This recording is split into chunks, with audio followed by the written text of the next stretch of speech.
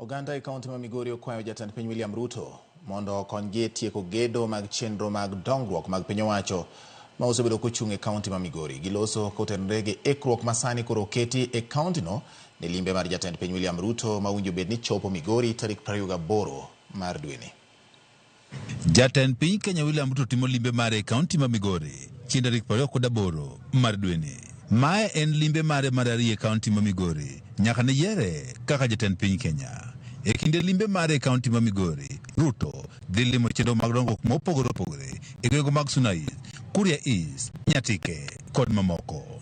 E sub kaunti no ma Nyatike, jatend piny Kenya igeno dhi limo kar purno mar lowo kuj irrigation scheme ma bende osebedo kod midhiero ma oting'o ywak mag chiwo lopegi ne piny owacho mondo gere kar purne mabende nyaka sani koro pok ochul jopur mag chele ma okwamo kod chele nikech onge mar chiro malong'o kaachiel kod mamoko. Wandi chumbo nyose biro mosediyo jopur ka gi kacha ka ging'eyo ni jogi nigi tabu kendo koro gidiyo gi pesa mathin siling 40 kuom kilo. Kar purni mar lowo kuj irrigation scheme ma jatend piny Kenya dhi limo gedo mare ne ochakre higa mar 2012 kane oketne omenda maromo bilion 4.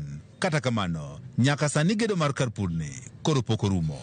Kuom ekas maromo 19 mana maromo 4,500 kende ema pur dhi e nyime e kar purni mar lowo kuja. Jopur kaachiel kod josiasa mowuok e kaunti ma Migori dwaro mondo ko jatend piny Kenya oket omenda moromo mar tieko gedo mar kar purni. Jatend piny Kenya e kinde limbe mare e kaunti ma Migori bende dhi yawo apaya mawuok Ngege nyaka Oyuma. Apayano ma gedo mare ne ochakore e higa mar 2011.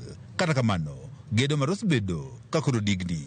Bang' kwamo kuom kinde malach, gedo mar apayani maromo kilomita 21 ne ochakore kendo dwe achiel ma okalo bang' ka joriemb boda e sub-kaunti ma Sunais ne obago ng'anyo ka ywago rach mar apayani.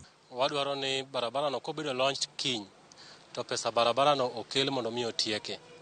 Barabara mang'eny osekwamo kwa chaka gi mayaw gwedhi kadhi ka Krao nobedo launch ma pesa miye kaso dhi olose kilometers moko kaso moko dong'. Chenro mar pi ma igero kod piny owacho mamalo e gweng'o ma Kegonga e kar chung'o bando ma Kuria East ma igero kod omenda maromo milion 600 bende jatend piny Kenya William Ruto igeno ne dhi e kinde limbe mare.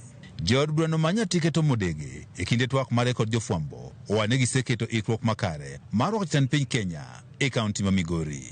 Achiel kuom jok mochung'ne security Nyatike no share koda barua ma ng'ato ndiko ma wacho ni odego ndiko ni ok bibiro e function mar president e Nyatike.